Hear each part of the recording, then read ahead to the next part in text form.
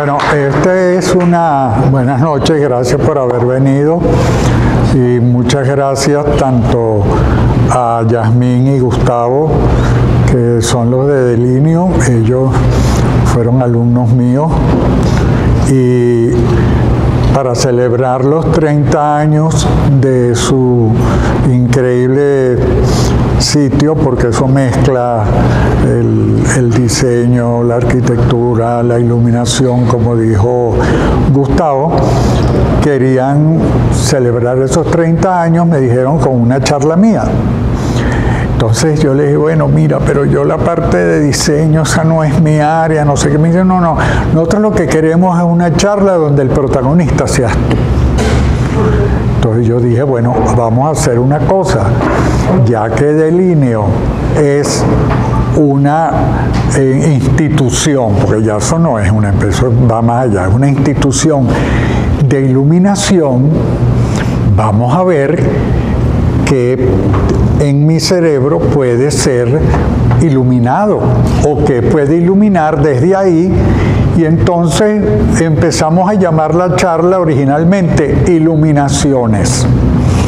Esto lo estoy diciendo porque esto no es una conferencia regular, ¿verdad? Tampoco tiene un método ortodoxo de organización del conocimiento, sino que me basé en algo que me llamó muchísimo la atención, que se llama los árboles de conocimiento, que es muy interesante porque son rizomas de conocimiento. O sea, así como en el árbol hay un tronco, ¿verdad? Pero en el tronco le sale una rama, a la rama le sale otra ramita, a la ramita le sale 3 hojitas. O sea, aquí vamos a hacer un rizoma de conocimiento. Y me van a disculpar que haya tratado de meter tantas cosas juntas, y por eso es que funciona lo del rizoma, porque como homenaje a ello, ya que el protagonista soy yo, entonces yo le dije, bueno, mira, yo tengo mucho tiempo tratando de hacer una serie que se llama La Quinta Caraqueña como Villa, porque Venezuela ha hecho 2 contribuciones a la historia de la arquitectura y del arte, 2. Y esas 2 contribuciones no son al arte latinoamericano, al arte América, al arte moderno, no, a la historia del arte. ¿Y cuáles son? Una, la relación arte-arquitectura, que es un patrimonio nuestro que nos los están enterrando porque nadie más lo tiene. Un poquito Brasil. Brasil sí, ellos son los hermanos mayores de la modernidad, eso no hay duda. Hicieron alguito, pero nada comparado con esto. De hecho, en el Pompidou de París inauguraron este año una sala para Villanueva, una salita permanente al lado de la de Le Corbusier. Ahí no está Frank Lloyd Wright, ahí no está Niemeyer, el brasileño, ahí no está el gran Barragán, el mexicano, ahí está Villanueva al lado de Le Corbusier. ¿Y por qué Villanueva está al lado de Corbusier? ¿Cómo se llama la salita? Villanueva y la síntesis de las artes. Es por la relación arte-arquitectura que tocamos tema en el Pompidou.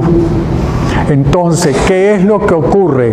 Que lagrimablemente, esa palabra me encanta, ¿entiendes? Lagrimable, digno de ser llorado desconsoladamente, lagrimablemente, eso se le ha perdido el seguimiento, a la gente se le ha olvidado que Villanueva, aparte de que hizo todo lo que hizo en su momento, él tuvo una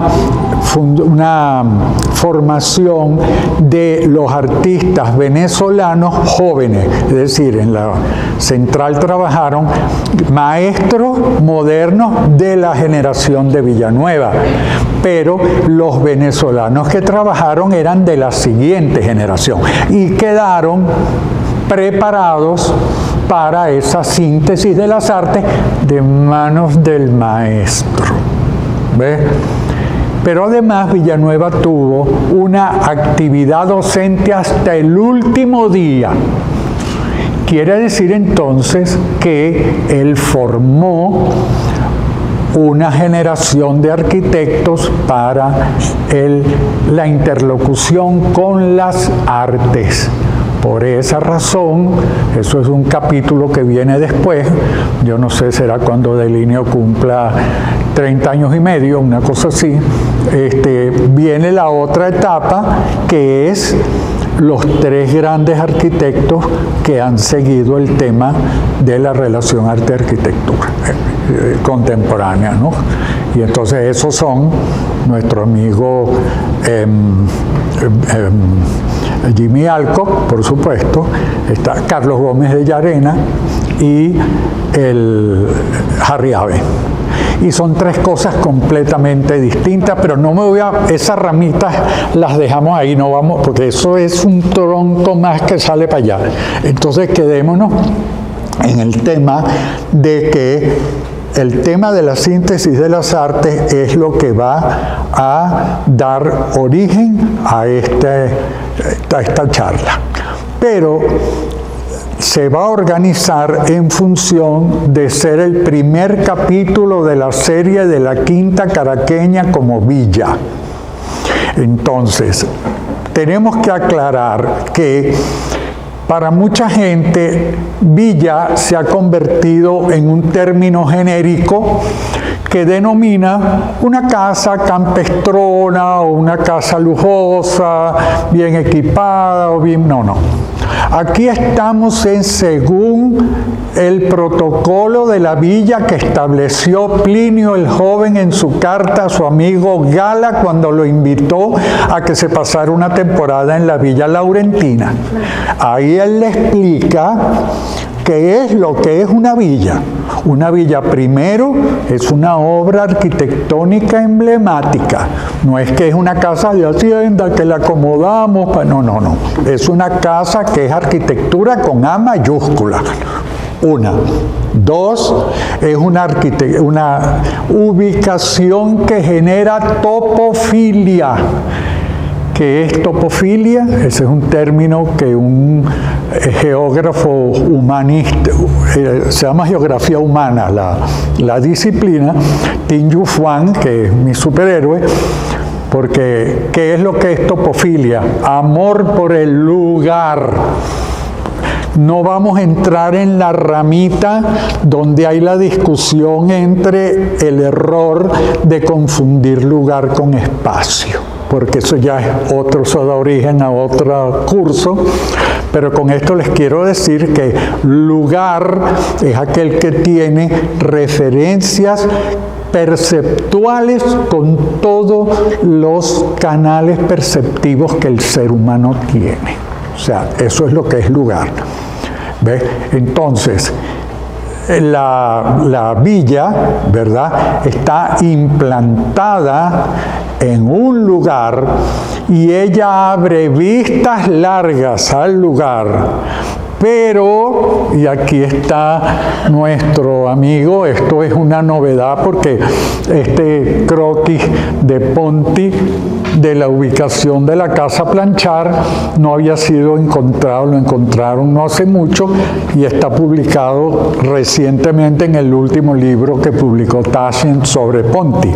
Y por eso lo traje, porque es muy elocuente, porque justamente el que refrenda Caracas como el territorio de la villa fue Ponti. ¿Ves? Entonces tenemos, primero, la arquitectura emblemática. Segundo, las vistas largas del lugar, del paisaje, que entran a la casa. No es que yo tengo que salir al corredor para asomarme a ver la vista. Si eso es así, esa no es villa. ¿Ves? Entonces, para que sea villa, tiene que haber una manera de meter las vistas acá y, por supuesto, Ponti fue el primero que nos enseñó cómo hacer eso con la plancha, ¿verdad? Ok. Pero hay otra tercera condición, y esa es muy difícil, que es que de la villa tiene que irradiar cultura.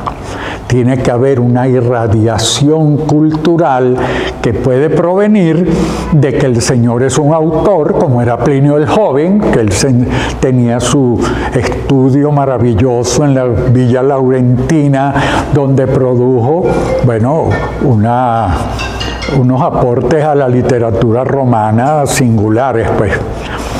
Entonces, o un artista. De hecho, el Renacimiento comienza ¿en qué?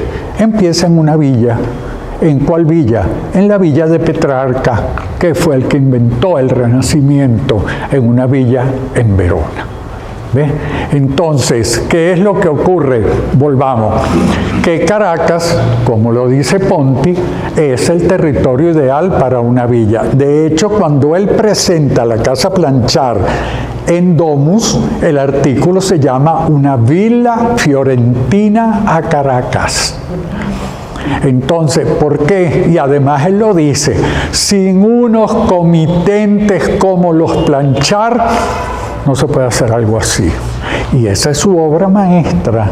La obra maestra de Ponti no está en Italia, no está en Francia, donde le hizo la casa a la hija que era casada con el dueño de esa cosa de plata maravillosa, que ahorita no creo cómo se llama, sino que es aquí en Caracas. Entonces, claro, él se imagina que esto es Fiesole, está el Valle del Arno, ok, no está Brunelleschi con el Duomo, pero está el Ávila, ¿ves?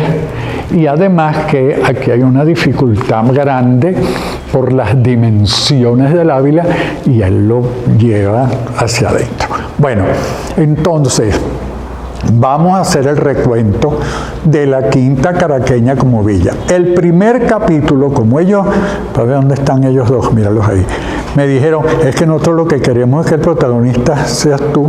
Bueno, entonces yo dije, bueno, voy a echar el cuento de cómo fue que yo me volví villano. ¿Ves? Porque yo me formé en una villa. Y esa es la primera historia que vamos a contar. Adelante. En esta. Esta es la Quinta Sasuma en Vallearriba. Bueno, espero que no me conmuevan mucho los recuerdos de... Bueno, esto es muy interesante porque, primero, vamos a hacernos valer de mi formación como asesor de arte. Yo soy profesor de Historia de la Arquitectura, pero, por supuesto, para uno poder ir a ver los edificios que yo estudio, bien transportado, bien comido, bien alojado, y en otra época bien bebido, no hay beca escolar que lo pague, en cambio el arte sí lo paga. Entonces yo soy asesor de arte y el arte financia los estudios de arquitectura en sitio, porque eso, la arquitectura no se puede, bueno, hay gente que lo hace y bueno, allá ellos, ¿no? Pero reducir a texto no se puede. O sea, eso tienes que irlo a sentir con toda tu percepción, no solo ocular, sino dérmica, auditiva, emocional, ¿entiendes? Meterte en una villa de Palladio no es que porque tú te estudiaste los 5 textos más importantes ya te vino la omnisciencia palladiana y entendiste. No, no, no. Para entender por qué Palladio es el arquitecto más influyente en la historia de la arquitectura, me tomó 4 posgrados de ir a La Malcontenta, pero lo entendí. ¿Entiendes? Pero ¿dónde fue que lo entendí? No me lo explicó ninguno de los grandes autores palladianos. Fue allá cuando la vi en ángulo, pero eso nuevamente esa es otra historia. Entonces, ¿qué es lo que tenemos aquí? Que cuando uno es asesor de arte, no es un problema de gusto personal. Tú tienes que ubicar valores estéticos consistentes, demostrables. No es que me vengas porque, bueno, porque a mí me parece. No. Entonces no. Como decía León Battista Alberti, hay que superar los caprichos del opinio y alcanzar el rigor de la ratio. Si usted me demuestra que eso que usted me está ofreciendo tiene valores estéticos que son los que van a hacer que cuando el mercado del arte suba, esa es la pieza que más sube. Y cuando el mercado del arte baja, ¿por qué baja? Que si no los días lo que está pasando con Soto y con Otero. Que se fueron estrepitosamente al suelo, pero estéticamente ellos están ahí, ellos volverán hacia arriba, ¿entiende?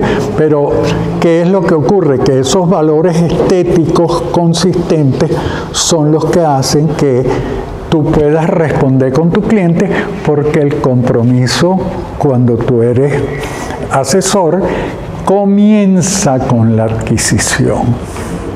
No es como el dealer que mientras lo que te vendió sea de quien él dice que es, entonces bueno, ahora lo demás fue un negocio, si te lo vendió al precio, eso no. En cambio aquí la responsabilidad comienza ahí. Entonces, me voy a valer de eso para poder pasar por todo ese poco de ramas que vamos a pasar. ¿Por qué? Porque lo que les voy a enunciar es cuál es el valor estético de esto, porque esta arquitectura es importante y no hacer un discurso extenso de cada cosa que vamos a ver aquí. Eso se los digo comenzando porque ¿cuáles son los valores históricos que tiene la Quinta Sasuma? Primero, es un temprano fruto vivaz. Esta es una obra recién hecha de cuando Fruto trabajó con Niemeyer. Como ustedes ven, no es el fruto que luego se difunde, que es el fruto que se llama populismo, ¿verdad? El fruto de los hierritos y las maderitas, que esas también vienen para acá. Bueno, no sé si me aceptan, pero lo cierto es que en este caso lo importante es que esta es una transmigración de la modernidad a la manera de Brasil en Caracas. Y esto lo hicieron muy poco, porque de esa transmigración vienen las marquesinas, los pasillos, nada más y nada menos, y las rampas de Villanueva de la Universidad Central. Y viene esto. Con esto quiere decir que la Quinta Sasuma es uno de los edificios con que el estilo internacional entra en Caracas. Esos fueron pocos arquitectos que lo hicieron. Estaba Gustavo Guinán, estaba Martín Vega, estaba Hoifer, estaba Bekoff y Fruto con esta villa. Ok, entonces ya tenemos, primero, es una obra de un arquitecto que es un maestro de la arquitectura, marca un periodo importante de la historia de la arquitectura en Venezuela, ¿verdad? Entonces ya tenemos esas credenciales. Ahora vámonos a ver cómo es que está posicionada. Pasa. Esto es increíble. Esta es la señora Sada Sariken, que este año cumplió 100 años. Entonces, y todavía va a las reuniones de la Junta de Accionistas del Eurobuilding a los 100 años. Esta señora a los 33, tú te imaginas el toro que era esta señora a los 33 años, se agarró con Fruto, porque esta es la segunda casa de Vallearriba, la segunda. El terreno lo escogió ella. Y aquí ella le está explicando al alumno que me ayudó a hacer el dibujo cómo fue la implantación. Ella sacó los planos. Mírala, la autoridad con la que está explicando cómo fue que se implantó. Pero ya van a ver cómo fue que se implantó. Bueno, y está el dibujo de él, que es una maravilla. Pasa. Bueno, no, claro. Esto es un elemento muy importante en la arquitectura de este periodo, que son las escaleras, ¿verdad? Entonces, fruto a instancias de ella, no, usted se luce, entonces la escalera está posicionada de una manera que prácticamente es la que te recibe y es maravillosa todavía hoy. ¿Sigue? Ajá. Y entonces viene la apertura al lugar, porque justamente lo maravilloso de este terreno de Valle Arriba son los encuadres del entorno que todavía hoy se mantiene.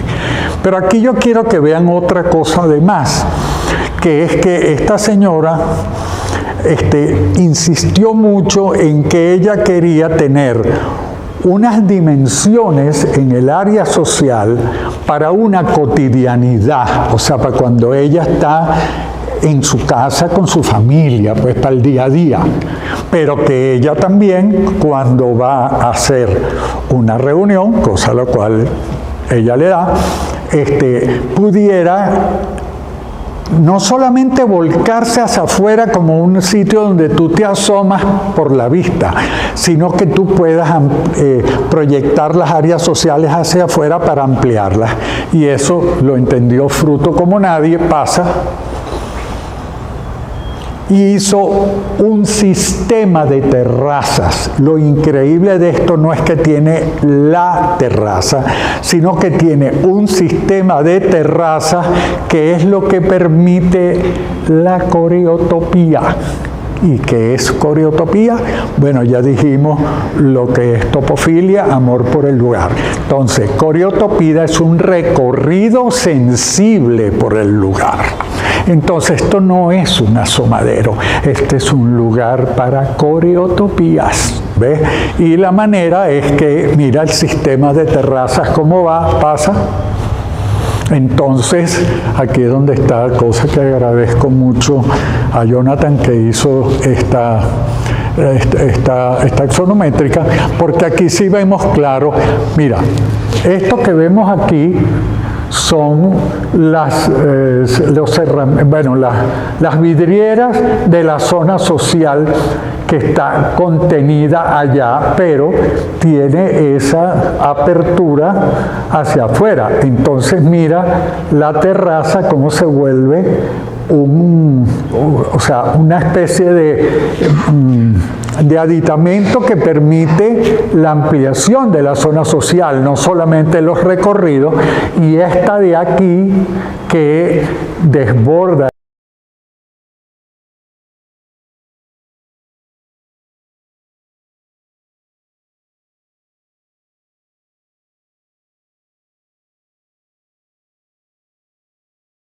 el comedor y permite triplicar la cantidad de comensales sin que haya una cotidianidad que genere miedo al vacío, ¿ves? Agorafobia, ¿entiendes? Entonces, tenemos también cómo llega a la esquina, cómo tienes una parte destechada, cómo bajas. Todo esto es impresionante, la cantidad de encuadres que te permite, porque pasa, mira, pasa,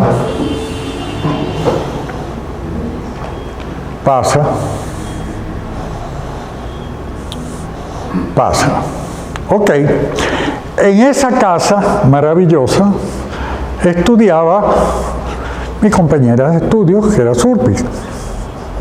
Y ese era un caso muy interesante, porque siendo una niña de una quinta como Villa y de una familia de ese nivel, sin embargo, en arquitectura ella tenía dos pasiones aparentemente encontradas y que eran muy particulares y que a mí por eso es que yo me formé ahí.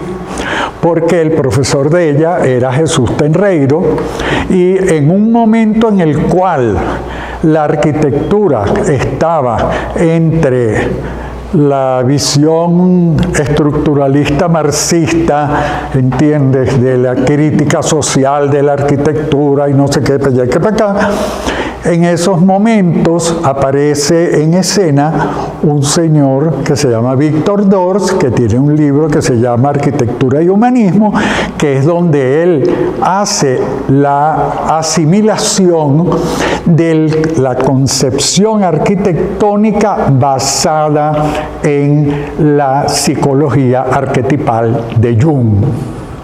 Entonces aquí las discusiones con Jesús Tenreiro eran verdaderamente aguerridas, porque yo también le doy a la cosa junguiana, pero tengo una interpretación completamente distinta, y esto daría origen a otro árbol, ya no es otro rama, pero vamos a pasarle de lado, porque lo interesante con Surpik es que cuando estoy montando esto, apareció esto, que era una tesis doctoral de una venezolana en París. Entonces, esta es la versión en castellano para presentarla en la facultad.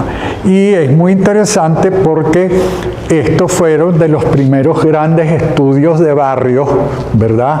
Y este es el caso del barrio Julián Blanco. Y pasa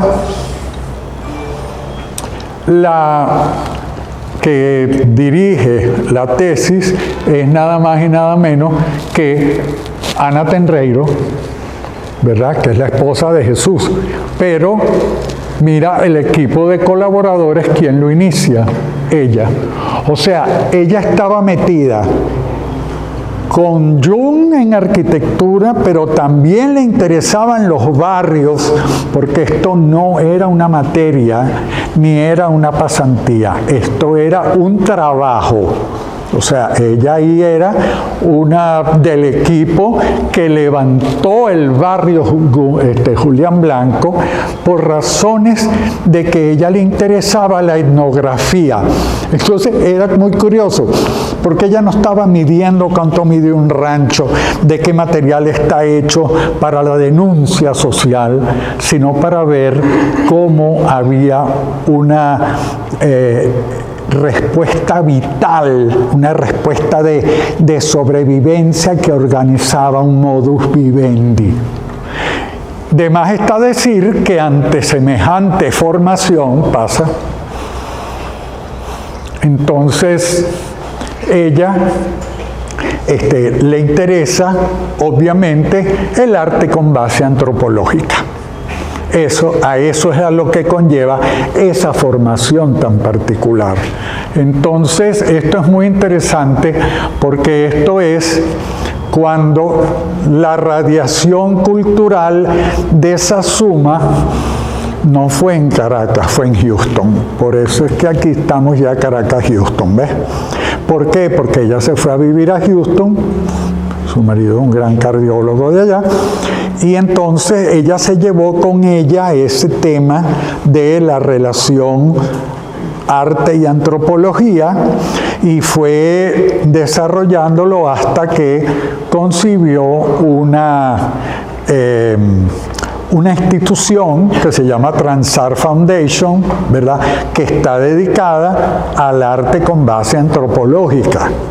Y esa está en Houston, ya vamos a ver. Pero sí quería poner este texto de una periodista del Houston Herald, que es la que presenta Transart cuando Transart abrió en el 2018. ¿Ves? Entonces ella también quería un espacio para cenas estilo salón, discusiones escolares, o sea, discusiones académicas, imagínate, cenas estilo salón, pero con discusiones académicas. Yo no sé si te recuerda algo, vagamente, ¿no? Ajá. Y performance en el espíritu de la villa en Caracas, Venezuela, donde ella creció. La vida en la villa venezolana es cultural. Angelini, porque el marido de ella es Angelini, ella supe que Angelini allá, explicó, este es un lugar donde yo quiero que la gente se encuentre en discusiones interesantes con específicas personalidades que hayan hecho contribuciones en su proceso. Es importante la cosa importante es empujar los límites y descubrir nuevos paradigmas. Eso fue lo que ella aprendió en la quinta Satsuma y lo lleva a Houston. ¿Y de qué manera lo llevó? Pasa. Esta es Transart. Transart ganó en el año 2018 el premio del American Institute of Architects al mejor edificio de Texas, y Design Magazine, cuando listó los 10 edificios del mundo más prominentes del 2018 para instituciones museísticas, Transart fue uno de los 10 del mundo. ¿Ves? Entonces, en este sitio, ¿ves?, es muy interesante porque ahora entramos en otro problema que el asesor les va a indicar cuáles son los valores arquitectónicos que tiene este edificio y por qué tuvo semejante repercusión. Entonces, fíjate, primero que nada, es muy interesante. Si lo vemos aquí, este ángulo yo lo quería por esto. Esto es una urbanización en Houston que las casas son en esta onda. Si nosotros lo vemos de un lado, él recuerda tipológicamente el entorno en el que está. Pero si lo vemos de frente, y de aquí es que sale el emblema del flyer de la charla, que ustedes lo vieron, que es uno blanco y uno negro, es el emblema de Transart que hizo el arquitecto, de ahí viene este edificio, y es simplemente unos libros al que se le están pasando las hojas. Eso es lo que esto representa. ¿Pasa? Ok, entonces yo quería poner esta conversación que me mandó con una antropóloga, ¿no? Que, bueno, lo que vamos a hacer es, esta señora, Débora Batalla, es una gran antropóloga que quedó impresionada con una exposición que se hizo ahí y dice que la arquitectura de Transart tiene muchos lenguajes cuyos códigos se cambian, se conectan para entrar en diálogo con la obra de arte.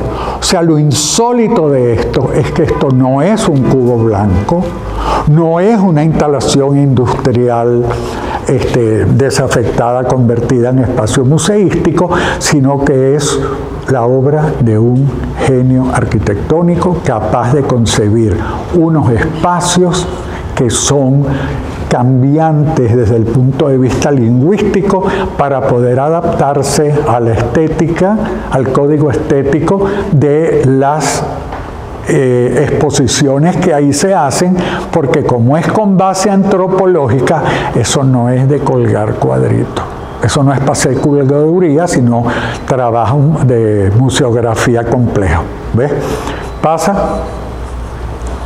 Bueno, entonces aquí lo vemos. Fíjate qué interesante. Son 3 piezas internamente. La del centro flota y es su territorio de pensador, de pensadora, ¿verdad?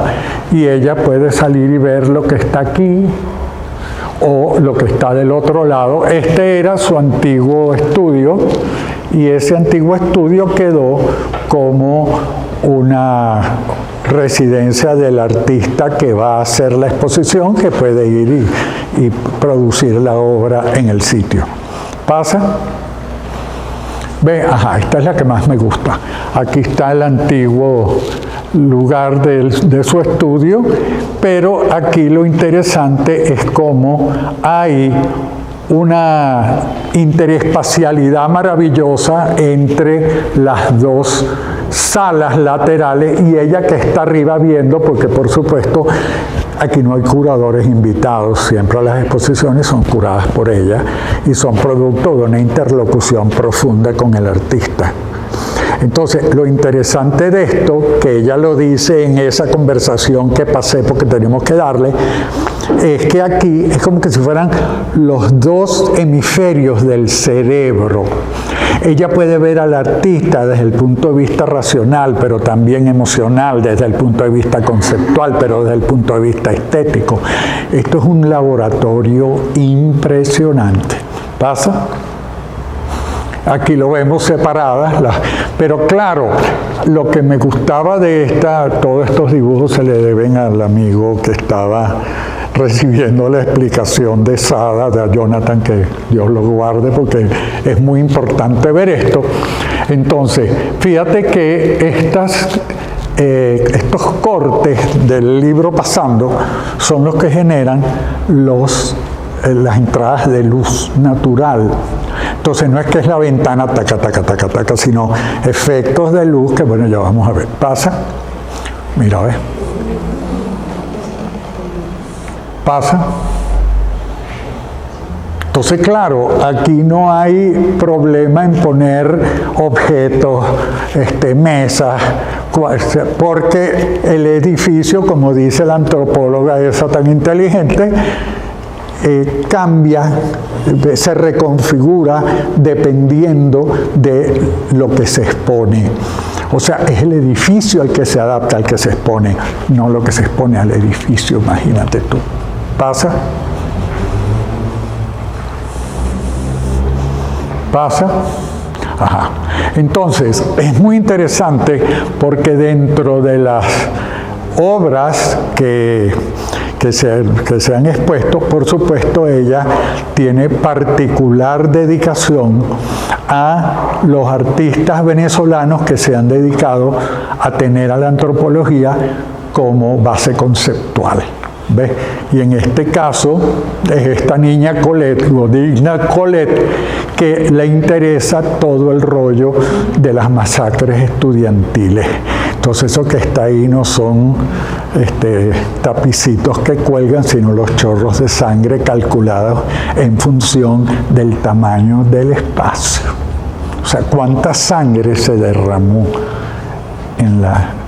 aquí en las protestas, ¿verdad? Ok, pasa. Esta es otra increíble, pero esta no es venezolana, que es muy interesante porque ella lo que le interesa es la sensación de asfixia que está teniendo la humanidad ahorita en el planeta y cómo quiere salir de él. Entonces es muy interesante porque hace este tema de las escaleras para poder llegar, ¿verdad?, a la atmósfera. Y es muy interesante, me interesó muchísimo porque vemos la estética de las escaleras puesta aquí, que si se hubiera puesto, que es la tragedia que le pasó al pobre Moma, que se buscaron ¿cómo que se llaman ellos? Que son maravillosos, por otro lado, Diller y Escofidio, para la remodelación, y le hicieron fue una serie de cubos blancos, que es un problema hacer instalaciones porque parece que fueran en un quirófano. ¿Ves? Entonces es delicado el tema de la relación arte-arquitectura, no vayan a creer. Entonces aquí lo interesante, por eso es que está puesto, es que son unas simples escaleras. Ahora imagínense si estos fueran paredes simplemente blancos, que harían esas escaleras, mientras que aquí se está reconfigurando porque tenemos la escalera supera esto, quiere salir por aquí. No sé si me entienden los niveles de esto. Pasa. Este es que estuvo hace poco en Carmen Araujo, Gerardo Rosales, que es muy interesante porque él tiene esa visión que, bueno, será tema de otras cosas, pero esa es una rama que no nos vamos a meter ahorita, que es cuando el arte con base antropológica se convierte en una crítica política. ¿Ves? Entonces, para ellos son de los que aplican el estructuralismo, el postestructuralismo, que su base marxista es indiscutible, y entonces es la injusto que fue la modernidad, que nada más favoreció a la clase dominante y no a la clase obrera, pero sepultan a Villanueva, pero ese es otro tema. Lo que sí les quería decir es que también hay unas instalaciones muy buenas de él, como esta, Pasa, y esta es, aquí sí es verdad que la inteligencia femenina alcanza niveles poco conocidos, que es Violette Boulet, que también es nuestra, y ella hace esta exposición que se llama Cámara de Eco, pasa, donde pone el helicoide invertido y tú tienes que meterte con una lente a buscar todos los horrores que pasan aquí adentro, ¿ves? Al igual que cada letrica de estas para que la abras con el celular y están todos los que mataron en las protestas, pero la que le llega al fondo más fuerte pasa es esta que se llama El Guiso, Armando Caracas, ¿ves? No es Armando el Canón, es Armando Caracas, El Guiso, y entonces cada olla de estas son unas investigaciones increíbles que ella ha hecho sobre los guisos en Venezuela. ¿Entiendes? Los que tienen todos rankeados por el volumen de dinero que guisan. Entonces tú abres la olla y vas destapando y vas viendo las pruebas y no sé qué. Pero si te interesa, porque quedas atrapado, cuando terminas de sacar todas las ollas, todas las hojas donde está el testimonio del guiso, al fondo hay un espejo. Y lo dejamos ahí. ¿Pasa? Ok, y esta es la que está ahorita, esta es una exposición increíble, porque esto sí es, ellos querían inédito, bueno, esto es lo inédito tras lo inédito tras lo inédito. Esta es la primera exposición de Carolina Otero Pardo, la hija de Alejandro Otero y Mercedes Pardo. Entonces es muy interesante porque esa relación que tenía su papá con la música de las composiciones de Pierre Boulez, el del serialismo total, que es lo que da lugar a los color ritmos, ¿ves? Entonces en este caso es con la música medieval, que a ella le interesa mucho. Entonces esto es un eco de los sistemas de anotación de música medieval, ¿ves? Que son, pasa y este otro, pero mira cómo se porta, déjame quitarme, mira cómo se porta el edificio, ¿ves? Pasa,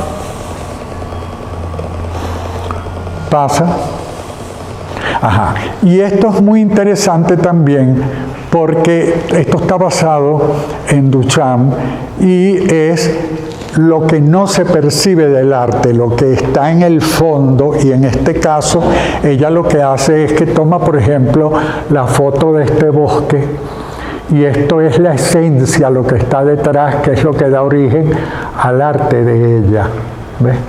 Entonces,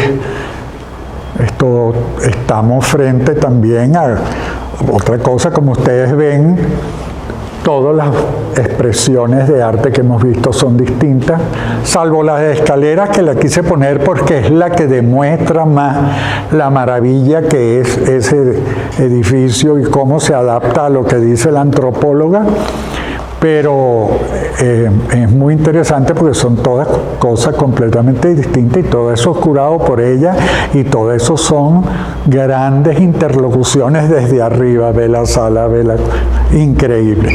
Pasa. Y aquí está Surpic, ¿verdad? Que yo pido un aplauso para ella, que quede registrado.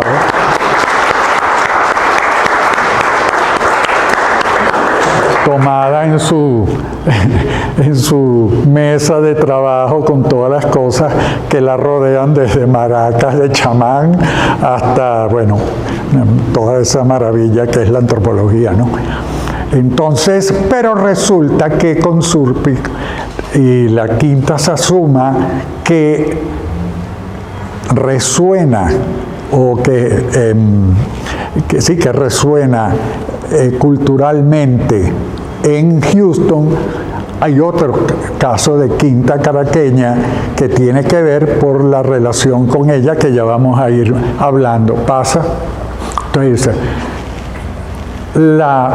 Eso está aquí, este libro, yo lo quise traer porque realmente a este señor tenemos que hacerle un homenaje. Este es William Middleton, este es el libro que se llama Double Vision, que es la biografía de Dominique de Menil y de John de Menil. Entonces es muy interesante porque dice, este es el único de los biógrafos de los de Menil que ha estudiado minuciosamente el periodo que vivieron los de Menil en Caracas. Entonces, es muy interesante porque dice la quinta caraqueña, el modelo de villa venezolana también inspiró la casa de Menil, un lugar que Angelini, que Surpi visitó muchas veces cuando Dominique de Menil estaba viva. Ella también, bueno, pasa. Ok, esta es la casa de Dominique de Menil. Me perdonan que el dibujo es muy borroso porque nos ha costado mucho conseguirlo. Solo está en 2 artículos que hay que pagar $60 para bajarlo. Entonces, claro, se ven muy borrosos, pero ya los mandaremos a redibujar. Esta casa, la casa de Menil en Texas, marca un hito cultural de una relevancia indescriptible. Esta casa fue diseñada por Philip Johnson, ¿verdad? Y lo que tiene de particular es que es una casa patio. O sea, esto que está aquí es un patio y esto que está aquí es un patio. ¿Ves? Pasa. Esta es la casa. Aquí está el primer patio, el que es pegado acá. Pasa y vemos efectivamente cómo el patio articula los espacios de la casa, donde está esa colección indescriptible. Esto es Yves Klein, por cierto. Pasa. Y este es el otro patio. ¿Ves? Tenemos un patio angular que sirve para la parte social exterior y el patio interno que es el que ilumina las áreas sociales. A ustedes eso pues no les parece nada del otro mundo porque es un patio aquí, pero allá sí es un fenómeno, vamos a decir, vanguardista. ¿Por qué? Porque la casa tradicional texana es lo que se llama la ranch house, la casa de rancho, que es una casa de techo de 2 aguas con un porche, ¿verdad? Un porche elevado, no hay patio, ¿ves? Y el otro, entonces, cuando Dominique de Menil se manda a hacer la casa, ella insiste en el patio y ahí es donde vamos a ver, pasa el origen de esto. El origen de esto es que esta es la otra quinta caraqueña como villa de la charla. Esta es la quinta Sanssouci, que era la casa de hacienda de café de lo que era de Chacaíto. Esto ahorita hay unos edificios de Galia que se llaman Bosque Sanssouci. Esto está detrás del centro comercial Chacaíto y era la casa de hacienda de Chacaíto, que era una zona cafetera. Entonces, lo interesante es que esta era una casa de hacienda, pero la guzmancearon, para decirlo de alguna manera. O sea, a finales del siglo XIX, los Otañez, que eran los dueños, ¿verdad?, le hicieron esa intervención guzmancista de afrancesarla, ¿verdad? Entonces, por eso entra en nuestra cosa. Pero esta foto es para que ustedes se la imaginen, pero esto no es lo que le interesa a Dominique. A Dominique le interesa, pasa, el patio. ¿Ves? Pero es muy interesante, porque esto no es cualquier patio. ¿Cómo es el patio de una casa de hacienda de café?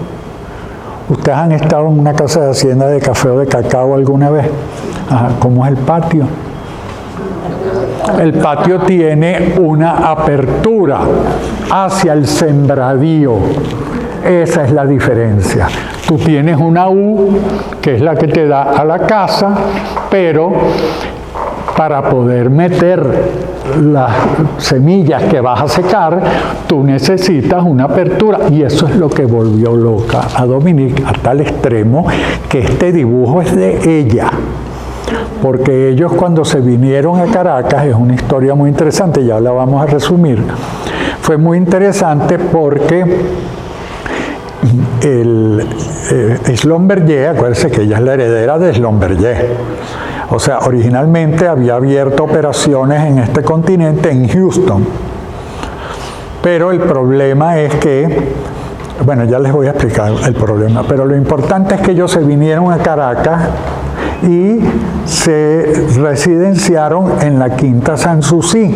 Ella dejó sus hijos todos internos para no tener ese rollo, porque venían de trabajo, no era de pasar vacaciones. Y entonces ella le impresionó tanto, mira todo el mundo que se abre del patio hacia afuera, es lo que a ella le interesa, no lo que está dentro. ¿Ves?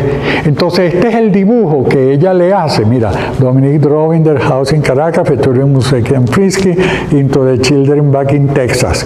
O sea, ella a cada uno de los hijos le dibujó la casa donde estaba viviendo, pero desde el patio. Pero lo curioso es que ella se hace fotografiar leyendo la carta de respuesta de los hijos, pasa en el patio. O sea, para ella el patio es que hay una cosa que es lo que... Por eso es tan interesante estudiar la arquitectura como arquetipo desde un punto de vista junguiano. Porque cuando la arquitectura es con A mayúscula, ella no se prefigura en el consciente, se prefigura en el inconsciente. ¿Ves? Entonces, ¿qué es lo que pasa con eso? Que el patio tiene un poder tal que es asimilado por el inconsciente cuando tú lo vives, y no solamente, ¡ay, eso es un patio! No, no, ese es un lugar, y el patio genera topofilia. ¿Ves? Y eso es muy importante porque Dominique lo absorbió como nadie. Entonces, tenemos que la casa Sanssouci, ¿qué la hace Villa? Bueno, que ya el tema guzmancista y la manera como el patio se empleó en el uso de la casa ya son valores arquitectónicos irrefutables. ¿Ves? Pasa. Pero además de eso, ¿ves? Esto es muy interesante. Dominique y Jean habían planeado su viaje a Sudamérica porque las operaciones de Schlumberger estaban necesitadas de atención. Su día final en Houston, Jean estuvo toda la noche trabajando. Entonces, esto lo pongo porque este señor, Paul Leclerc, que es nada menos y nada más el de la firma del Banco de Inversiones, que fue al que él fue a consultar la noche antes de venirse porque venían a abrir operaciones, y ya vamos a ver de qué tipo. Entonces, ¿qué es lo que dice Leclerc y compañía? Eran el instrumento financiero para el desarrollo de Schlumberger, y quien conoció la historia de la compañía también como nadie, denominó los años de los de Menil, los años que de Menil terminarían estando en Venezuela y Trinidad como The Heroic Period of Caracas. O sea, no estamos hablando de que fue que vinieron, que montaron, sino fue el período heroico de Caracas, dicho por el de la banca de inversiones que organizó la inversión. No lo está diciendo un biógrafo por las cosas bonitas que vieron, sino que pasó con Schlumberger. Por eso es Caracas, Houston, petróleo, arquitectura y arte. Entonces vamos a ver, pasa.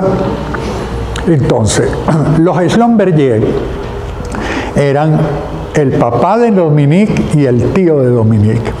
Y el big claim to fame de ellos fue que ellos inventaron el sistema de prospectiva petrolera por repercusión magnética. Es decir, hasta ese momento no había una forma de tener claro cómo era la ubicación de petróleo, sino que tú hacías una perforación al azar y veías si salía. Los que inventaron eso fueron estos señores. Y aquí lo están probando en 1912, en el patio de su casa en Normandía. ¿Ve? Y ellos este sistema lo establecen porque los dos, uno terminó estudiando ingeniería petrolera y el otro ingeniería química. Entonces se ingeniaron este sistema. Ahora, esto lo habían probado como digamos, en patios traseros, en cosas donde de ninguna manera ahí había petróleo suficiente para montar una industria petrolera. Pero resulta que ¿qué pasa en 1929 en Venezuela? Por primera vez el sistema de prospectiva por reverberación magnética da resultado en el mundo, o sea, fuera de donde ellos lo probaban, que no era para explotar. Pero la primera explotación petrolera que se hizo gracias al sistema de Schlumberger fue aquí en 1929, pasa. Y ese es el pozo, el primer pozo fuera de Europa en el mundo, pero ya pozo con todas las de la ley, ¿no? Entonces pasa. Entonces Dominique se viene con Jan, pero fíjate qué inteligente era Jan. ¿Qué era lo que pasaba? Estamos en la Segunda Guerra Mundial ahora. Esto no es 1929, estamos hablando del 46. Que está invadida Francia. Y Schlumberger, si queda como industria francesa, la van a dejar afuera porque favorecer a los nazis. Entonces, ¿qué es lo que hace? ¿Dónde está la gesta del periodo heroico que dice el maestro financiero de que ellos se habían ido a Houston, pero en Houston no se pueden hacer operaciones ni nada, porque estamos en la Segunda Guerra y todas las instalaciones industriales estaban dedicadas a la producción de aparatos de armamento para la guerra, armamento bélico. ¿Ves? Entonces, ¿qué es lo que hacen ellos? Se vienen, montan la sede en Trinidad. ¿Para qué? Porque Trinidad tiene un petrolito ahí, pero ¿por qué es importante que sea en Trinidad? Para que Schlumberger sea inglesa. ¿Ves? Sea una compañía inglesa. Pero todo lo que se produjo y desarrolló fue aquí.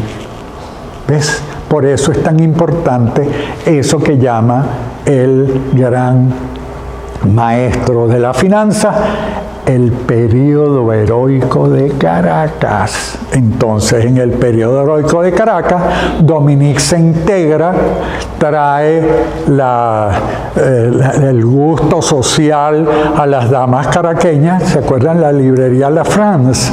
La librería La France es lo que queda de la tienda La France que fundó Dominique.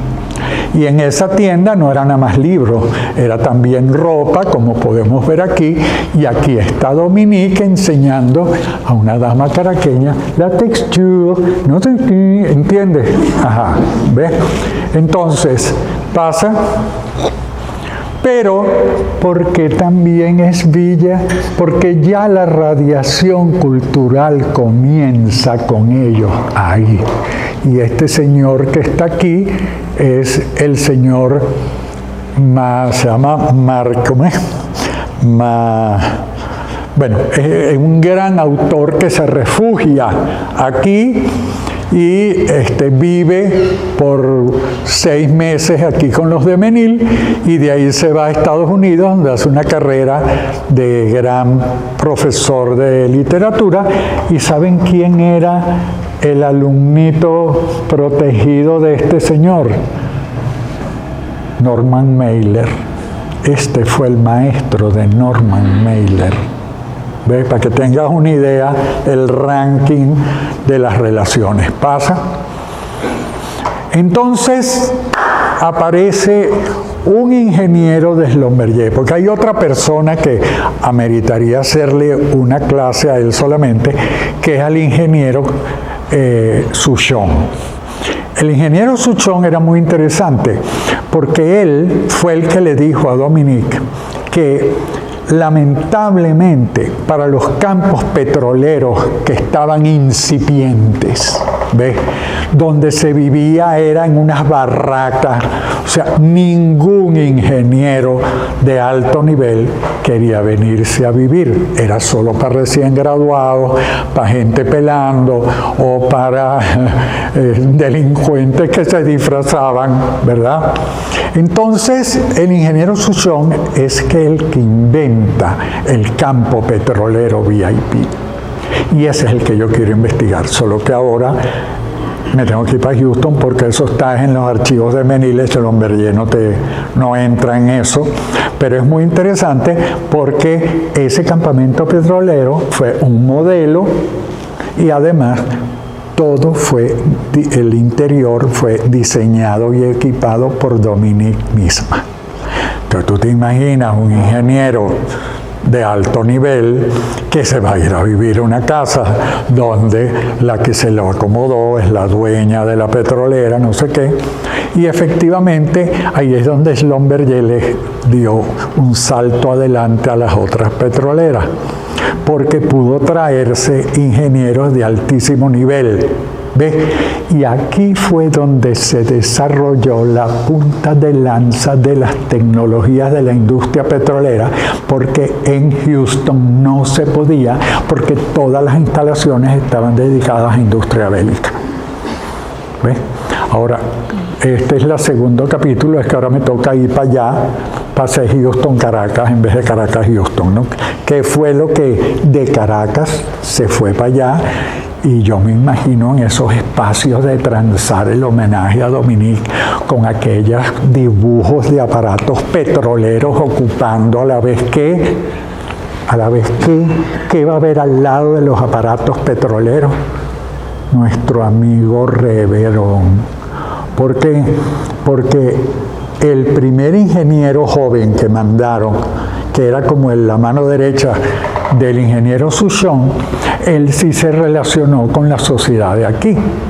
O sea, no estaba todo el tiempo en la cosa de cine, le hizo su mundillo y por supuesto Alfredo Bulton lo llevó al Castillete para que conociera a Reverón y él quedó enloquecido con Reverón, compró esta pieza y cuando llegó Dominique se la regaló. Dominique, cuya colección lo único que tenía era un Max Ernst, que era el retrato de ella, pero que lo había comprado por ¿cómo es que se llamaba? El padre Couturier, que fue como su asesor allá, colecciona, no sé qué, pero empezaron con un surrealista que para hacer retratos no es lo que una chama se identifica. ¿Entiende? Entonces ese retrato de ella pasó 25 años encerrado que nunca se vio. Y esa colección comienza con Reverón. Entonces ella pide al ingeniero que la lleve, pasa, y entonces estas son fotos de ella tomadas en el sitio, pues ella era fotógrafo. Y cuando fueron de aquí del archivo Reverón a ver los Reverón en la Fundación de Merrill en Houston, el archivista le dijo, mira, pero aquí están todas estas. ¿Qué? Sí, estas fotos son de la señora Dominique, que las tomó ella. Y entonces, por eso fue que yo pude acceder gracias a Rafael Santana. Entonces aquí vemos ella captando a Reverón jugando. Es que mira la relación de ella con Reverón, es lo que me tiene aquí hoy. Pasa para que tú veas. Míralo. Mira, él está ahí viendo, entiendes, a su manera, pero lo más bello es esta que viene ahora. ¿Ves? Mira a Dominique tomando café en Totumá. O sea, esta niña francesa que estaba acostumbrada a las porcelanas, mira cómo está disfrutando su café y mira Reverón cómo está contentísimo del link que se estableció ahí. Y entonces ella, ¿con qué salió del Castillete? Con ese rollo de fotografías tomado y pasa 2 reverones más. Este playón, que esto es la síntesis reveroniana, pasa, y este que también es muy importante de La Guaira. Entonces pasa que The Oniring Eye of Art World Avatars, o sea, es que no estamos hablando de unos coleccionistas, estamos hablando de Art World Avatars, cuya colección comienza con 3 reverones. ¿Ves? Entonces seguimos, pasa. Ok, aquí está la caricatura que le hizo Calder. Entonces vamos a ver qué es lo que ocurre con el avance de su colección. Pasa. El avance de su colección la lleva a que ya es necesario hacer una sede. ¿Ves? Y entonces el padre Couturier le recomienda a un jovencito que acaba de ganarse el premio, estamos hablando del 74, que es Renzo Piano, que ganaron el Pompidou. Pero ¿cuál es el problema que el Pompidou tiene?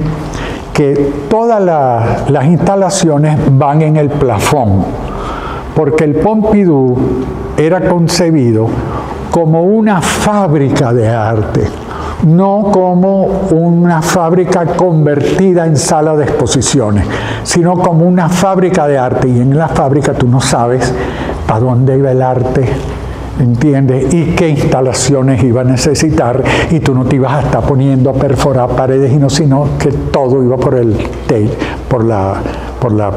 entrepiso, ¿verdad? Pero ¿qué fue lo que pasó? Que a cambio de eso, la iluminación es pésima. Entonces, ¿qué fue lo que pasó? Pero esa es otra ramita que no vamos a recorrer hoy, que la estoy escribiendo desde hace tiempo, que se llama On Pompidouing de Pompidou, o sea, despompidudizando al Pompidou, que es lo que, entre otras cosas, acabó con Soto en el mercado. ¿Ves? Porque cuando vino Mitterrand, ¿qué es lo que ocurre? Que por muy refinado y culto que tú seas, si tú eres de izquierda, tú no valoras el arte abstracto, sino el figurativo. Entonces, cuando llega Mitterrand, hay que acabar con toda esa cosa cinética, hay que acabar con Pompidou. ¿Y qué fue lo que quitó? El retrato de Pompidou hecho por Vasarely, que estaba en la entrada, y el ovoide de Soto blanco y amarillo fabuloso que estaba encima de las escaleras mecánicas con instalación musical de Xenakis. Entonces lo quitaron porque que lo iban a restaurar, y todos los grabados sobre metal increíbles que estaban a lo largo del bulevar los quitaron también, y ahí se acabó el cinetismo, y el cinetismo desaparece de escena como el emblema francés. Se produce un desbalance cultural entre el pop art y el cinetismo, y el pop art termina invadiendo también Francia. ¿Y qué es lo que pasa? Que hace 10 años un Soto informalista, que era de ¿cómo se llama esta niña? Bueno, de esta amiga mía, lo vendieron en 1.100.000, y el año pasado salió uno que escasamente llegó al $500.000, o sea, en 10 años se fue a menos de la mitad.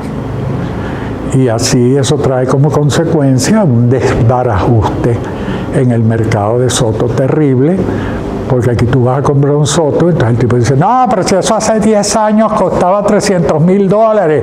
Y yo tuve que decirle, bueno, entonces una cosa, coge un túnel del tiempo, te llevas tu soto para hace 10 años, lo vendes para allá y te regresas.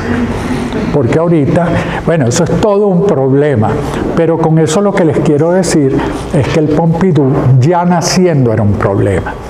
Entonces el padre Couturier le dice a ella, bueno, míralo bien a ver qué piensas tú. Y ahí es donde ella dice, bueno, yo lo voy a tomar a él, pero vamos a hacer dos cosas. Lo voy a llevar a Ein Harod, que es el secreto judío mejor guardado.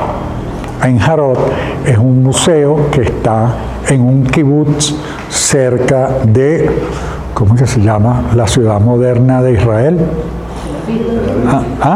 De Tel Aviv. Cerca de Tel Aviv hay un kibutz, y en ese kibutz el arquitecto hizo ese museo de Ein Harod, que es que es el primer museo con toda la iluminación cenital. Pasa. Mira, esto lo fueron a visitar Louis Kahn, es evidente la relación con el Kimball, y Dominique llevó a Renzo Piano. Claro, para Renzo Piano no fue un rollo, porque él había trabajado con Kahn y sabe de dónde venía. Pero ¿qué entonces le pidió? Primero, luz cenital, ¿ves? Primero. Y efectivamente pasa.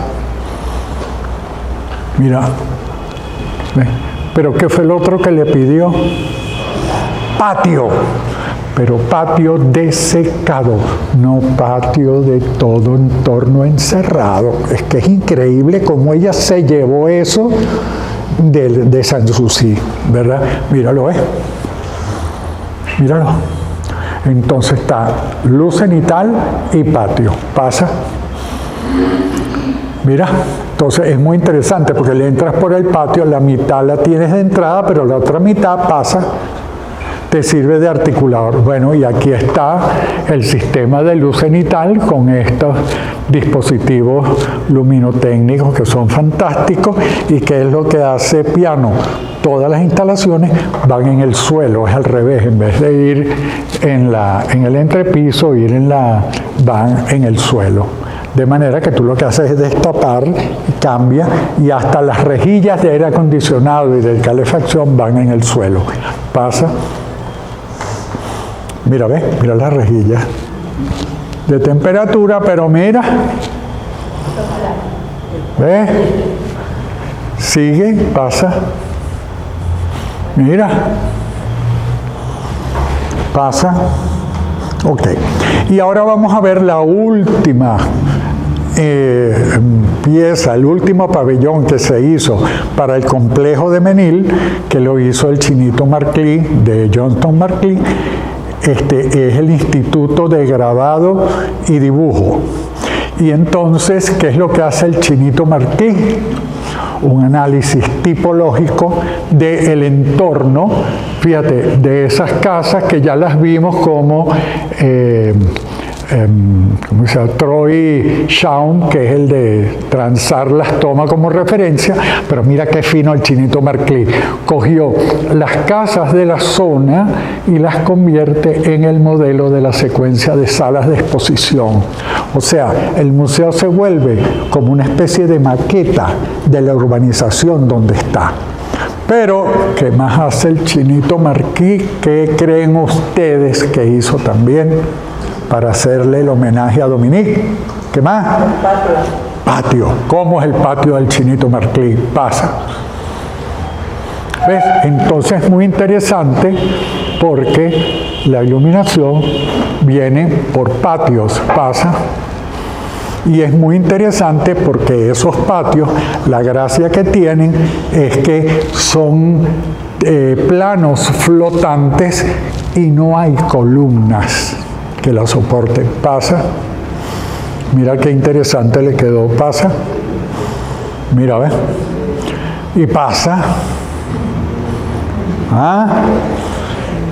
Esto le valió al Chinito Marclay ser el decano más joven que ha tenido la Facultad de Arquitectura de Harvard, para que ustedes vean las repercusiones de una cosa que aquí la vemos tan cotidiana y tan insignificante.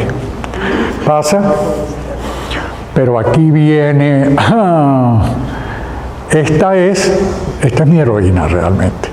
Ella se llama Naina Cullinan, que tengo que ir para Houston a los archivos de Naina, yo quiero ir. Bueno, Naina Cullinan era la protégée de Dominique, era la protegida de Dominique. Entonces, Dominique era la heredera de Schlumberger y Naina era la heredera de Texaco. Tú podrás imaginarte si había poder entre esas dos niñas, ¿no? Entonces, lo interesante es que en la Houston de los 50, el referente moderno es Frank Lloyd Wright, obviamente, pero Frank Lloyd Wright no es o sea, es moderno, pero no es estereotipadamente moderno, ¿no? ¿Entiendes? Entonces, como ya Dominique se había traído a Philip Johnson para que le diseñara su casa, y él de alguna manera recuerda, porque el patio angular es a la manera de los patios de Mies van der Rohe. Esa es una discusión que tengo yo ya con un personaje, porque aquí también estamos en las grandes ligas, pues aquí no es que es un boxeo de allí de la esquina del barrio, sino aquí estamos donde es, y este señor dice que esos patios son miesianos, y le dice no, porque el patio miesiano son áreas exteriores. Es verdad, el ángulo externo de la casa de Dominique es miesiano, pero el patio importante, que es el de adentro, viene de esa casa que ella vio en Caracas, que ni siquiera es el patio normal claustral, sino es el patio de secado, chica, ¿verdad? Entonces, esta señora me cuesta mucho, porque es que yo de verdad... en fin, esta da origen a otro árbol increíble, muy frondoso, que no vamos a hablar hoy. Entonces, ¿por qué? Porque ella, como sabía que no iba a tener herederos, ¿ves? En vez de ponerse a coleccionar ella, como la protectora estaba viendo a ver cómo iba a ser el museo, porque ella todavía no tenía claras las demandas museográficas de instalación de su colección, entonces la protegida, para que la madrina pudiera exponer, manda llamar a Mies van der Rohe para que haga el Cullinan Hall del Museo de Fine Arts de Houston. ¿Ves?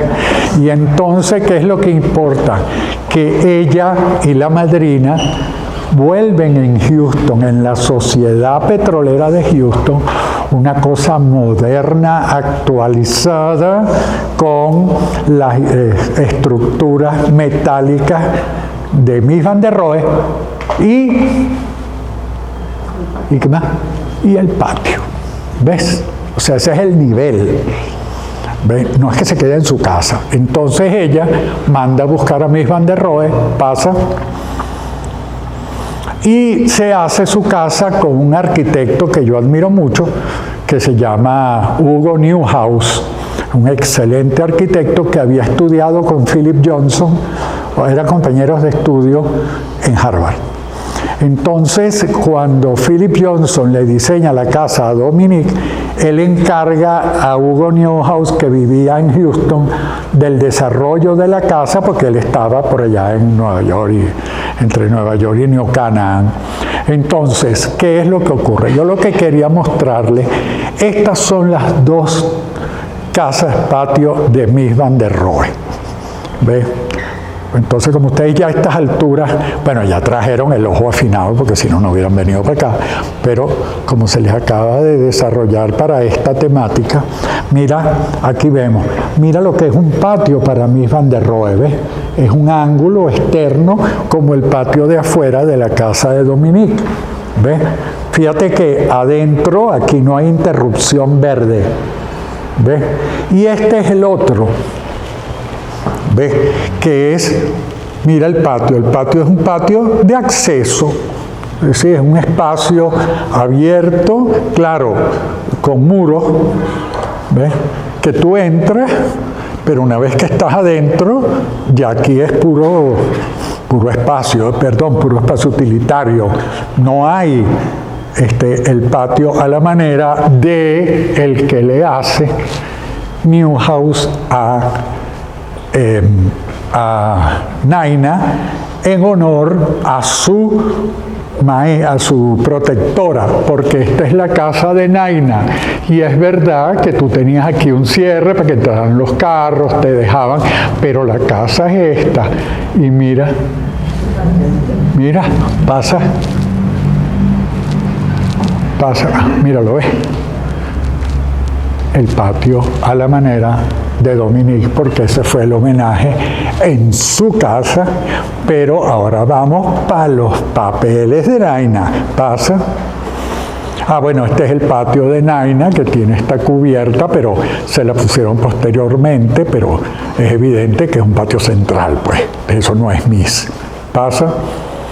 Entonces, el MFIH era un museo de influencia academicista de los años 20, ¿ves? Un poco parecido al Museo de Bellas Artes original de Villanueva, ¿verdad? Donde tiene esta cosa como de abanico. Entonces, cuando Naina manda a que Miss le añada el Cullinan Hall, Miss Van der Rohe obviamente tiene que adaptarse a la curva. Por mucho que esta es la única vez que Miss Van der Rohe usó curvas en su proyecto. Por esa razón, es un edificio lo que llama perejorama riparográfico. En arte se llama riparográfico cuando algo no entra en el paradigma, entonces dejado de lado. ¿Ves? Entonces, siendo el único museo que Miss Van der Rohe hizo en Estados Unidos, este no es tan tratado porque no entra, no es riparográfico. Entonces aquí está cuando era el Cullinan Hall, pero luego los Brown mandan a hacer el Brown Pavilion y entonces esto queda como patio, ¿verdad? Y entonces lo interesante es que pasa... este era el Cullinan Hall original, mira cómo estaba iluminado, mira esa cosa. Pero nada, había que crecer y la manera era trancando esto. Pasa. Entonces, el problema con el Cullinan Hall es que tiene varios niveles y es muy difícil de trabajar desde el punto de vista museográfico. La única que lo resolvió fue una curadora que estuvo del año 57 al 62 más o menos, una tipa brillantísima, que su primer trabajo cuando llegó fue honrar a Naina, que había mandado a hacer este espacio para que la madrina, la protectora, pudiera exponer. Entonces ya la exposición etnográfica de Dominique había alcanzado un nivel increíble de arte oceánico, de arte africano, de arte etnográfico. Entonces, claro, eran objetos, míralo, y lo increíble es el sistema, el dispositivo museográfico que esta señora se ingenia para poder exponer la colección de Dominique en un espacio como este. Y aquí pasa, mira, ¿ves? O sea, es increíblemente maravilloso, pero es un dispositivo museográfico para una colección. No es una obra que resuelve un espacio museístico, ¿verdad? Estamos claros que sin ese dispositivo museográfico esto hubiera tenido que meterlo en estantería o una cosa de esas estúpidas, ¿no? Pero esto esto causó tal resonancia que Buckminster Fuller fue a verlo y quedó a los pies de la curadora. Y ahora vemos, pasa... mírame a Naina, ¿ves? Con el catálogo. Bueno, madrina, expusiste en el sitio que mandé. Pero mira, o sea, esto es como para que escriba Milagro Socorro. Cuando ella escribe de lo que ve en la fotografía, en eso está inspirado porque yo fui alumno de ella. Entonces, estas cosas a mí me hablan mucho. Ahora, ¿qué es lo que pasa con nuestra amiga Naina? ¿Verdad? Que, bueno, pasa, sigue. Y, perdón, este es, mira el problema del Cullinan Hall. Mira el piso, mira el espacio con esto de la curva, mira esto que tiene abajo, mira eso que tiene arriba, mira los niveles de luminosidad. O sea, esto tiene una cantidad de determinantes muy difíciles de resolver por una obra de arte, ¿verdad? Entonces aparece en escena, pasa. Ah, tú la conoces.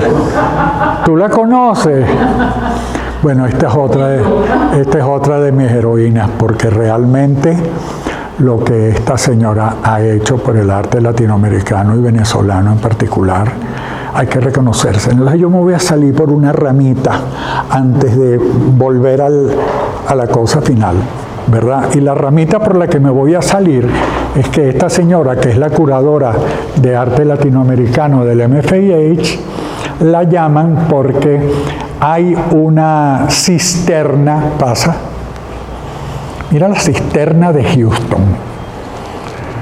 Esto daba agua para la mitad de la ciudad. Tú te imaginas lo que es ese espacio. Entonces lo pusieron en el Buffalo, ¿cómo es que se llama? Buffalo Bayou. Ajá, Buffalo Bayou, ¿ves? Hicieron un parque y esto lo convirtieron en espacio expositivo. Y llaman desesperadamente a nuestra amiga Mari Carmen Ramírez, y ella, ¿quién le resuelve? ¿De dónde sacó rápidamente quien podía resolver un espacio así de complicado? Pasa a Cruz Diez. Pero esto lo estoy haciendo por chaucero, porque realmente el primero no fue Cruz Diez. El primero que ella llama para que resuelva este espacio, pasa, es Magdalena Fernández. Y esta es la obra maestra de Magdalena Fernández. Yo les sugiero que ustedes se metan en el site de Magdalena Fernández y busquen esa obra, porque el video dura apenas minuto y medio, pero es una instalación con sonido. Esto es indescriptible. Yo ya la había visto en el Museo de Sofía, que fue la primera vez que la pusieron, pero claro, comparado con esto es nada. Pero ahora llegamos realmente a el punto donde corazón y mente claman, ¿entiendes?, por un aplauso pasa la exposición que cura junto con Taía, nuestra gran dama conocida en el medio como Reina Taía, porque la Fundación Mercantil y la colección de arte latinoamericano del MFIH tienen convenio y tienen sinergia, se apoyan. Y no solo eso, sino que aquí Mari Carmen le acepta a Taía y se fajan, porque esto no fue una colgaduría, esto fue una investigación con todas las de la ley, que después que se termine la grabación, porque eso no le interesa al resto del mundo, yo les voy a contar lo que eso tomó. Pero lo que sí es importante es que ahí está el catálogo, por si acaso lo quieren ver cuando termine. Yo hice que Taía lo trajera porque realmente esto es muy importante. Esta es la primera vez que el informalismo venezolano, ¿ves? Es la primera vez que el informalismo venezolano se expone fuera de Venezuela. ¿Ves? Y pasa, aquí vemos a Reina Taía el día de la cena de la inauguración, porque eso fue todo un problema y yo pido un aplauso de verdad.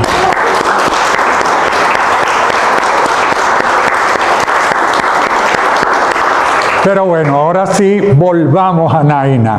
Entonces, Naina hace pues el Cullinan Hall.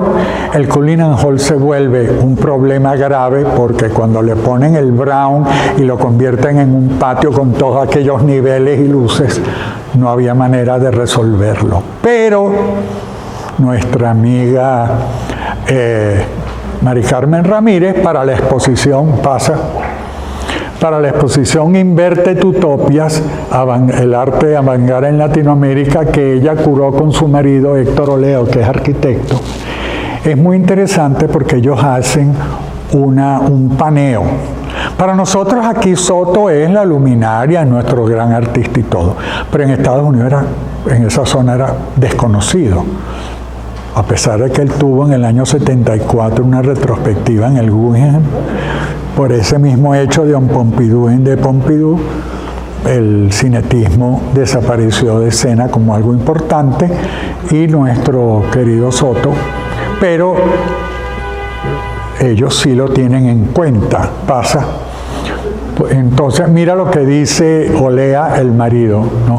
Durante Inverted Utopias con Jesús Rafael Soto en Houston, articulé la realización de una obra magna. Convencer al Soto sobre la importancia de su diálogo con el espacio del arquitecto Mies van der Rohe, argumentablemente el arquitecto más importante del siglo XX. Díaz respondiendo lo mismo. No, estoy harto, no quiero. Tras una recepción de la Trusty Olive Jenny a la 1 de la mañana, 3 niñas y el padre jugaban en un penetrable suyo frente al MFIH y me dijo, Héctor es una de las mayores satisfacciones de mi vida. Proyecto lo concluyó en su estudio casero del 10 Rue del Arduin de París. La última semana de 2004, el artista falleció 15 días después de que terminó el proyecto que le encargaron. Pasa. Entonces, ¿qué era lo que pasaba? Que este es el penetrable de la colección, de Patti Cisneros, que había ido a Houston. Entonces, este fue el que vio Soto en las afueras del museo con el papá y las 2 niñitas jugando adentro. Pero este penetrable duró solo 1 año porque hizo un recorrido por distintos museos. No fue que lo donaron al MFIH. Y por eso fue que para Mari Carmen quedó el coco de que tenía que haber un penetrable. Y lo interesante de esto es que Olea y habían visto el Cubo Negro. Y el Cubo Negro sabemos que es un patio de Philip Johnson, porque originalmente el arquitecto que hizo eso, que era el arquitecto Gómez, eran 4 edificios autónomos, y el que lo volvió una mesa y unió todo eso fue Philip Johnson y creó un patio, patio que aquí vemos, y perdone, está muy pixelada la foto, pero queríamos ver que esto es un patio, esto no es simplemente un sitio de paso. Y ahí es donde Soto hace su obra maestra, que es La lluvia, por el diálogo con el espacio arquitectónico. Entonces, lo interesante es que tenemos que agradecer a Mari Carmen y a Olea, a Héctor, que gracias a ellos bueno, todos lo conocemos, gracias a eso, que ella lo logró. Soto terminó 15 días antes de morir el proyecto de su obra maestra, que pasó 10 años haciéndose, porque son 24.000 tubitos de PVC pintado cada uno por separado. Y aquí no solamente se trata de que él resuelve todo el problema museográfico de este espacio, ¿ven? Sino que lo increíble de esta pieza es que se vuelve un meta-anamorfismo. Esto no tiene precedente en la historia del arte. ¿Por qué? Porque el anamorfismo es un problema pictórico de cuando yo pinto en el piso o que sube a la pared, pero la cosa se arma cuando yo estoy en el centro perspectivo, en el punto de vista. Pero si yo me muevo del punto de vista, se me desarma la cosa. Mientras que aquí lo increíble es que el ovoide, desde donde tú lo mires, se reconfigura. ¿Ves? Aparte de que lo puedes atravesar. Y tú puedes decir, atravesado. No había un penetrable precedente, porque los penetrables son monocromos, son monocromáticos. ¿Ves? Y entonces tener uno donde él, porque sí había trabajado el ovoide, pero empieza fija, no es penetrable. Entonces, realmente para nosotros es un gran honor haber concluido esta aventura Caracas-Houston Petróleo y Petróleo, Arquitectura y Arte, con el sitio donde nuestro artista máximo, con el perdón de los otros, cierra su carrera. ¿Tú sabes lo que es el honor de cerrar tu carrera con tu obra maestra? ¿Tú tienes idea de lo que eso significa? Bueno, pues gracias a todas estas personas fue posible. Gracias.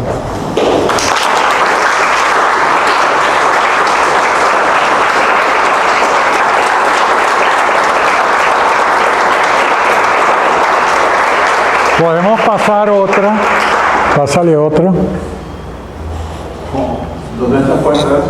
No, esto era temporal porque el Cullinan Hall es el espacio más importante del MFIH. Y entonces sabía Mari Carmen y sabía Héctor que si iban a hacer una pieza para ese sitio iba a ser temporal. ¿Pasa? Y bueno, si quieren, si les quedó todavía ánimo, aunque yo sé que ya los debo tener mareados, pasa. Es muy importante, pasa. Se acabaron. Ah, bueno, no lo tenemos aquí. No lo pudimos bajar, ¿verdad? Es el videíto, lo que pasa es que dura 3 minutos y medio, pero lo pueden ver en su casa. En el blog del MFIH, Museum of Fine Art de Houston, está el video que ellos hicieron del penetrable. Eso vale la pena que lo vean porque, como dice un amigo mío, nadie se cuelga como Soto.